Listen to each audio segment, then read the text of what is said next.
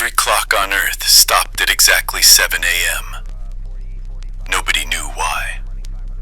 Phones, watches, computers, airport clocks, hospital clocks.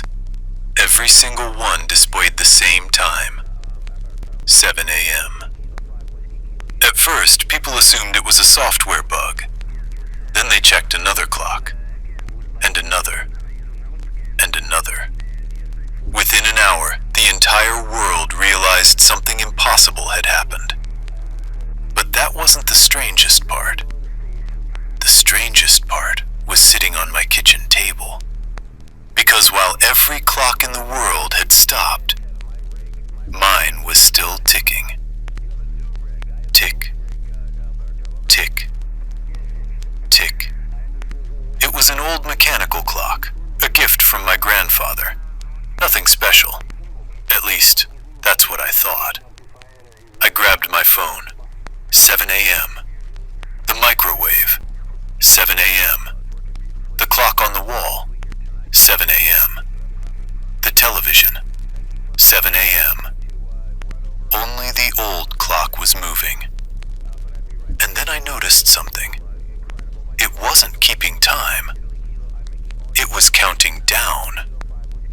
364, 363, 362. One number every minute. I posted a video online. By the next morning, it had been viewed over 50 million times. 3 days later, the government showed up at my door. They didn't ask for permission. They took the clock. And they took me with it. The facility was underground. No windows, no signs, no names. Just scientists, military personnel, and one question. Why was my clock still moving? For weeks, nobody had an answer. The gears were normal. The materials were normal. Everything about it was normal. Except the countdown. It never stopped. 349, 348, 347. Then something happened. A second clock started moving. Tokyo. Another appeared in London. Then Sao Paulo.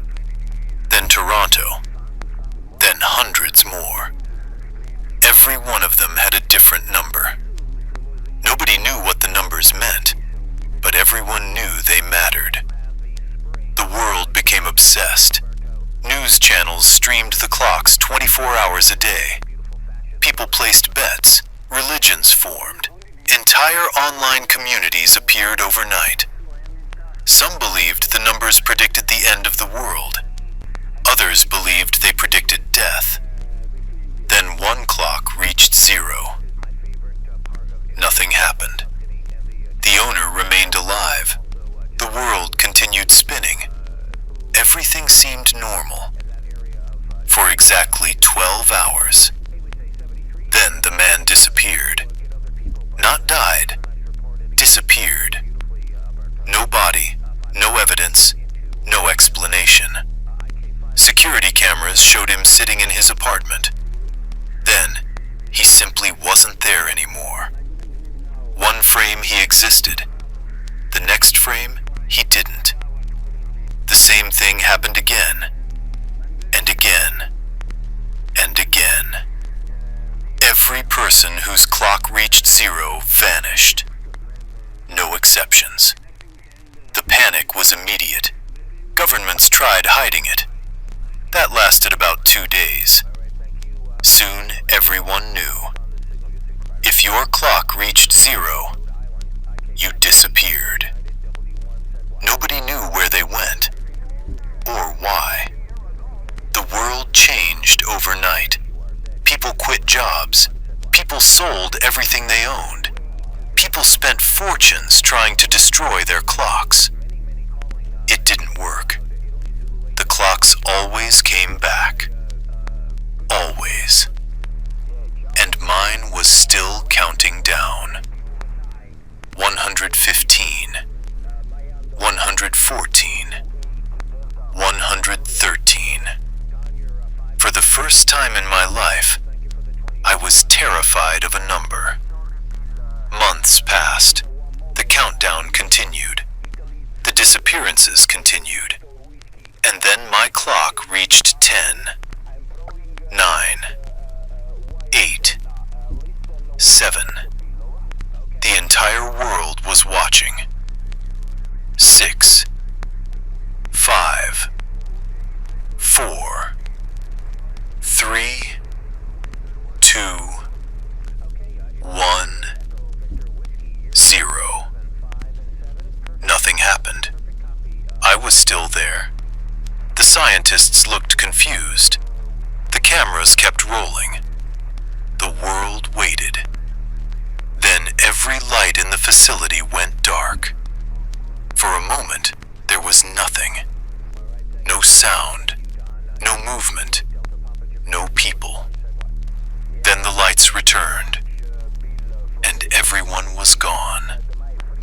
The scientists, the soldiers, the cameras, the entire facility.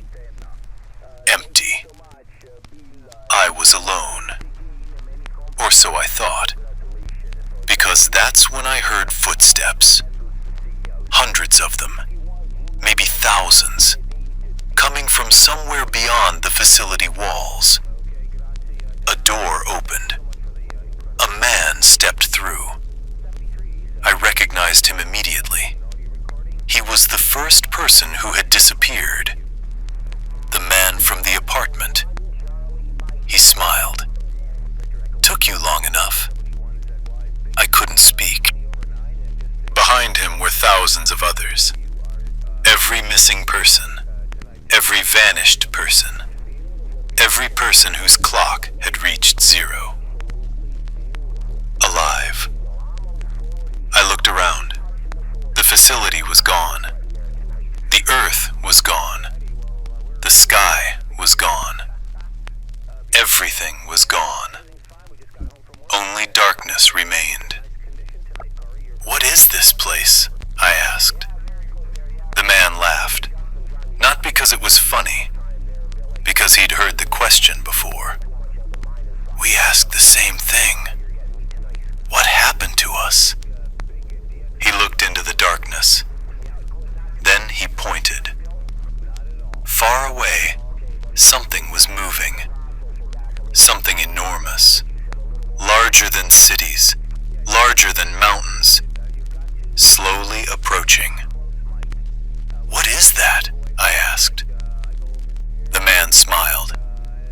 "We don't know. We've been waiting for the first person whose clock started moving."